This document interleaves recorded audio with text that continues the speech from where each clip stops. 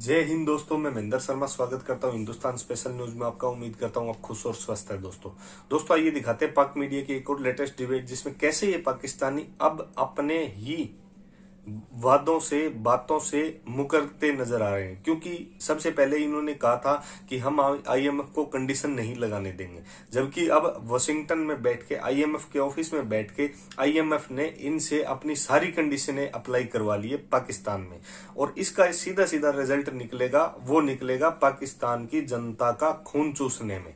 क्योंकि हर चीज के रेट आईएमएफ ने कंडीशन लगाई है कि अगर आप लोन लोगे तो वापसी कैसे दोगे, उसके तरीके हम बताएंगे। और उनके तरीकों में ये है कि हर चीज के रेट बढ़ा दिए इन्होंने। तो दोस्तों, पाकिस्तान की जनता का खून बहुत जबरदस्त तरीके से पाक आर्मी और इमरान खान चूसेगा। क्योंकि इमरान खान ने एक नक्सड़ी बात की थी, ये बोला था कि मैं आईएमएफ के दरवाजे कभी नहीं जाऊंगा, और इसने एक छोटे से एक वजीर को वहां भेज के सारी कंडीशनें अप्लाई करवा ली। और एक तरीके से कहा जाए तो पाकिस्तान आईएमएफ के आगे, या इमरान खान आईएमएफ के आगे झुक चुका है।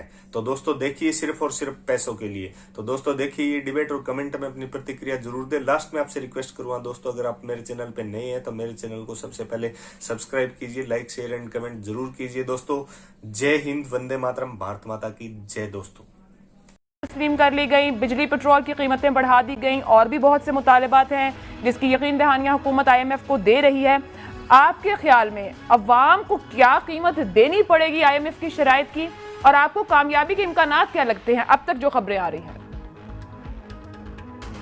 देखिए आयशा, मुजम्मिल असलम साहब ज़ाहिर है अब वो स्पोक्समैन हो गए मिनिस्ट्री ऑफ फाइनेंस के। वो तो ऐसी बात है, हर वो बात को सपोर्ट करेंगे या बेहतर तरीके से पेश करने की कोशिश करेंगे, लेकिन वो हम क्या कहते हैं ज़मीनी हक़ाइक़ जो बता रहे हैं। अभी देखें, ये वही शौकत तरीन साहब हैं जिन्होंने आते ही ये कहा था कि आईएमएफ की इस बात को हम बिल्कुल नहीं मानेंगे कि बिजली जो है ना उसके नर्ख बढ़ाए जाएं। आप देख लें कि बिजली के नर्ख बढ़ाए गए, 1 रुपया 68 पैसा बिजली बढ़ गई है, पेट्रोल ज़्यादा बढ़ गया है।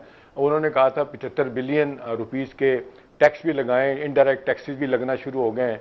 अभी देखें सवाल बड़ा अहम है, वो है कि जी 6 बिलियन डॉलर का एक्सटेंडेड फंड फैसिलिटी जो 3 साल का आईएमएफ का प्रोग्राम है आयशा, ये 1.5 साल से सस्पेंड हुआ है। 2 किस्तें मिली हैं, तीसरी किस्त 900 से 1 बिलियन डॉलर की मिलनी थी, वो नहीं मिली। 6th रिव्यू जो है ना हमारा इस प्रोग्राम का हुआ है, उसमें कोई ख़ास कामयाबी नहीं हुई। अभी यह है कि हमने हमेशा देखा है कि जब इससे आईएमएफ के साथ मुज़ाकरात के लिए टीम वाशिंगटन जाती है तो प्रायर मीटिंग में बहुत कुछ तय हो जाता है। इस प्रायर मीटिंग में इस्लामाबाद में कुछ तय नहीं हुआ। नतीजतन अब तक के जो मुज़ाकरात हुए हैं वो उसको हम नाकाम कहें, कामयाब तो नहीं हुए किसी सूरत में भी। अब देखें जो प्रेस कॉन्फ्रेंस की वाशिंगटन में हमारे प्रेस अपना क्या कहते हैं एम्बेसी में शौकत तरीन साहब ने, उनकी बॉडी लैंग्वेज देखें तो बड़ा बंदा मायूस होता है, क्योंकि कोई बात उनकी मानी नहीं जा रही। वो एक ही बात कर रहे हैं कि जी आपने ना रिफॉर्म्स की हैं, आपको हमने कहा था कि जी टैक्सेशन लगाएं, आपने उन्हीं लगाई। आपको कहा था कि जी बिजली के नर्ख बढ़ाएं, और जब ये कहा जाता है उन्हें कि जी हम अपने लोगों पे बोझ नहीं डाल सकते, तो आयशा उनका एक बड़ा स्टैंडर्ड एक जुमला होता है, हमेशा बोलते हैं वो कि भी आईएमएफ एक बैंक की तरह ऑपरेट करता है। वो जब आपको पैसे देता है तो आपसे पूछता है कि आप वापस कैसे करेंगे। वो तो फिर कहते हैं कि जी वापस नहीं कर पाएंगे। हुकूमत कहती है कि हमने इस मौजूदा माली साल में 12 बिलियन डॉलर के कर्जे वापस करने हैं। अभी आप देख लें इनफ्लोज और आउटफ्लोज में जो फर्क आ रहा है वो एक अच्छी खासी मुसीबत बना हुआ है। नतीजतन world bank, Asian development bank, उन्होंने भी मदद सस्पेंड की हुई है। अब यह कि एक तरफ जो वादे किए गए थे शौकत तरीन साहब ने, वायदे हुए, ये वही शौकत तरीन है, आपको याद होगा 2008 में पीपल्स पार्टी के फाइनेंस मिनिस्टर हो गए थे, और ये तकरीबन 11 बिलियन डॉलर का आईएमएफ का प्रोग्राम तकरीबन 2.5-3 बिलियन डॉलर दिया था और सस्पेंड हो गया था। आज भी वही सूरत हाल है। तो अब सवाल यह है कि आईएमएफ की शराइत नहीं मानी जाएंगी, कर्जा नहीं मिलेगा। आईएमएफ कर्जा नहीं देगा तो बाकी आप देख लें फाइनेंशियल इंस्टीट्यूशन सामने नहीं आएंगे, रिजल्टेंटली हमारी मुश्किलात बढ़ेंगे। और प्रोसेस में आप देख लें जिस तरीके से क्रूड ऑयल $85 बैरल हो चुका है, ठीक है, इंटरनेशनल प्राइसेस बढ़ी हैं, कमोडिटी प्राइस बढ़ी हैं, और आईएमएफ की रिपोर्ट कहती है कि पिछले माह सितंबर में 5.6% जो है ना वो महंगाई रही है। तो नतीजतन उसका पाकिस्तान पे भी असर पड़ा है। लेकिन एक आयशा सबसे अहम बात है कि सारी दुनिया मैनेज कर ली है, हम मैनेज क्यों नहीं कर रहे? हम मिस मैनेज कर रहे हैं। हम सारे हमारे जितने वजीर हैं, जितनी वजारतें हैं, सवाए सियासी बयान देने के किसी ने अपना होमवर्क नहीं किया। रजाक दाऊद साहब 7 मिनिस्ट्रियाँ थी, आज भी 4 वजारतें लेके बैठे हुए हैं, ढिले का काम नहीं किया। शेख रशीद साहब देख लें, सवाए सियासी बयान देने के वो कुछ नहीं कर रहे। रेलवे में थे उस वक्त भी आप देख लें 100 से ज़्यादा हादसा हुए थे, कभी इस बात पे नहीं उन्होंने सोचा कि या मुझे इस्तीफा देना चाहिए कि नहीं देना चाहिए।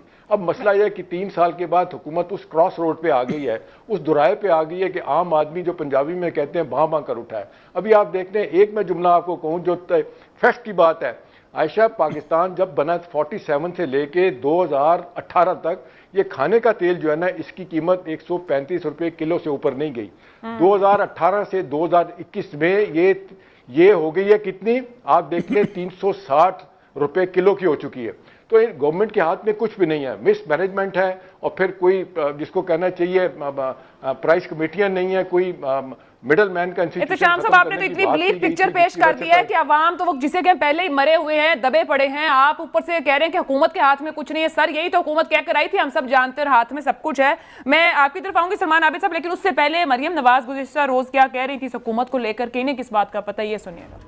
हुकूमत को ये पता नहीं है कि आज गई और कल गई। इस हुकूमत का जो 9 साल का प्लान था वो तबाहो बर्बाद हो गया है। 2023 तो दूर की बात है, 2021 कंप्लीट करना जो है वो भी इनके लिए मुश्किल है। उनको नजर आ रहा है, जो रोज दौड़े उनकी लग रही हैं और जो हमें नजर आ रही हैं चीजें, उससे it is writing on the wall, उसको पढ़ना। सलमान साहब, असल गुफ्तगू ये कि जो 9 साल का प्लान या तवील प्लान की बात करते हैं, जो इत्तेशाम साहब गुफ्तगू करते हैं, हुकूमत के हाथ में कुछ नहीं। उन्होंने तो वुज़रा का भी बता दिया उनकी कारकर्दगी क्या। सर ये बताइएगा कि महंगाई को लेकर ये हुकूमत 1.5-2 साल से कह रही है बस चंद दिन चंद महीने संभल जाएगा, ये इस वजह से है, ये उस वजह से है। हुकूमत मैनेज नहीं कर पा रही तो किसने मैनेज करना है सलमान साहब? देखिए, एक बात तो आपको ये तस्लीम करनी पड़ेगी कि पूरी दुनिया में इस वक्त एक इकोनॉमिक जो है वो क्राइसिस है, और कोविड के कॉन्टेक्स्ट में पाकिस्तान ने 2 साल जो है वो कोविड के अंदर गुजारे हैं, जहां दुनिया की बेशतर मईशतें जो है वो श्रिंक हुई हैं। एक बात तो ये, लेकिन जो असल सवाल है ना, देखिए कुछ कीमतों का ताल्लुक या कुछ महंगाई का ताल्लुक आलमी सूरत हाल से है, जैसे अभी इत्तेशाम साहब ने कहा, लेकिन कुछ इंटरनल कॉन्टेक्स्ट के इशूज़ भी तो है ना। अब वो इंटरनल कॉन्टेक्स्ट के इशूज़ ये हैं कि जैसे आप एक रेट तय करते हैं कि हम 90 रुपये चीनी देंगे, लेकिन मार्केट में वो चीनी 90 रुपये नहीं मिलती, तो एक सीरियस इशू है। या महंगाई जो है वो ज़ख़ीरा अंदोज़ी के कॉन्टेक्स्ट में आती है, या ये कि मुनाफाखोरी के कॉन्टेक्स्ट में आती है। अच्छा, अब आप देखिए 18वीं तरमीम के बाद बुनियादी तौर पे तो आपकी सूबाई हुकूमतें ज़्यादा अकाउंटेबल होनी चाहिए ना, लेकिन अब सूबाई हुकूमतें तो यहाँ अकाउंटेबल ही नहीं है। अच्छा, जब सूबाई हुकूमतें अकाउंटेबल नहीं है तो उनके पास कोई डिस्ट्रिक्ट मैनेजमेंट सिस्टम नहीं है, कोई आपके पास लोकल गवर्नमेंट का सिस्टम नहीं है जो चीज़ों को मॉनिटर करे, इवेल्युएट करे, चीज़ों को सवाल उठाए। अब सारा नज़ला जो है वो फेडरल गवर्नमेंट पे गिर रहा है। अब वो फेडरल गवर्नमेंट आज किसकी है, कल किसी और की होगी, लेकिन जब तक हम अपने प्रोविंशियल मैनेजमेंट सिस्टम को ठीक नहीं करेंगे, अपने डिस्ट्रिक्ट मैनेजमेंट सिस्टम को ठीक नहीं करेंगे, मेरा कॉन्टेक्स्ट ये है कि जो इंटरनल क्राइसिस है ना महंगाई के कॉन्टेक्स्ट में, आप उसको रिजॉल्व नहीं कर सकेंगे। सलमान आबिद साहब, कत्ता कलामी की माजरत, कोविड को के आगे पीछे हुकूमत हर बात का क्रेडिट लेती है। गुज़िश्ता साल के बजट के आने से पहले की बात की जाए या इस बजट के आगे और पीछे की बात की जाए, सब क्रेडिट लिए गए। मैं कोविड को भी पीछे रख दूं, आज से 2-2.5 साल पहले पीछे चले जाएं, आप गंदुम बहरान उठा लें, आप चीनी बहरान उठा लें, अरबों आवाम की जेब से गया है, कोई अकाउंटेबल हो सका है? सर सवाल यहाँ आ जाता है कि महंगाई तो हर दिन आगे गई है, हर दिन एक फिनोमेना नजर आ रहा है इस हुकूमत के 3 साल के अंदर। आप मुझे ये बताएं, कौन सी हुकूमत है माजी के अंदर जहां हमने महंगाई का रोना नहीं रोया?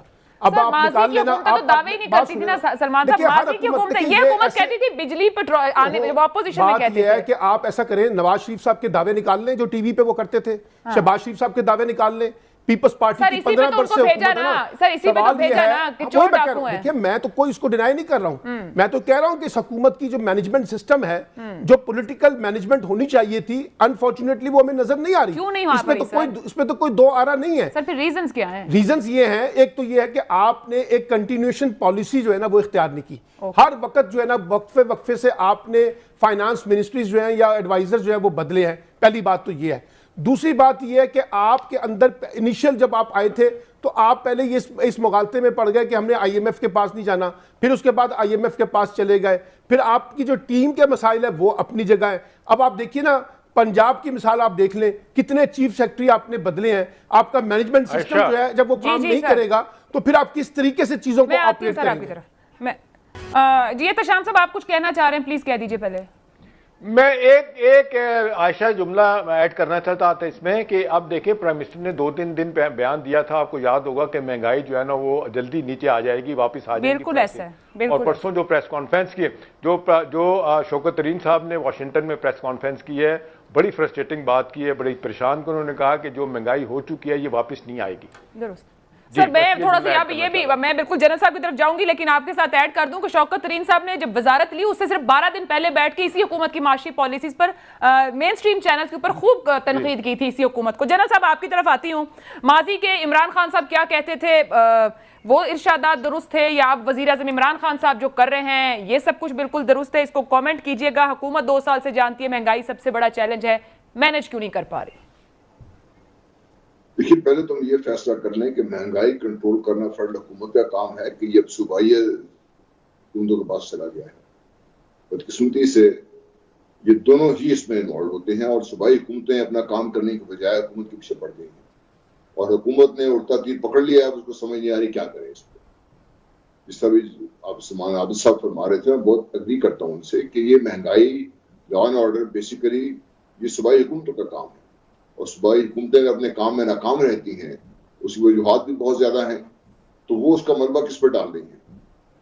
जहां तक रहा नेशनल लेवल पे महंगाई का ताल्लुक, सिर्फ 2 एस्पेक्ट, और जो इंटरनेशनल ऑर्गेनाइजेशन हमें पाकिस्तान को फंड नहीं कर रही, इसमें एक तो पॉलिटिकल एंगल है, उससे एक तरफ छोड़ जो टेक्निकल एस्पेक्ट है, हमें एज ए नेशन ये देखना है और एज ए हुकूमत, हर हुकूमत का ये फर्ज है वो देखे इसको कि जो भी हमसे कहा जा रहा है क्या वो पाकिस्तान के मफाद में है।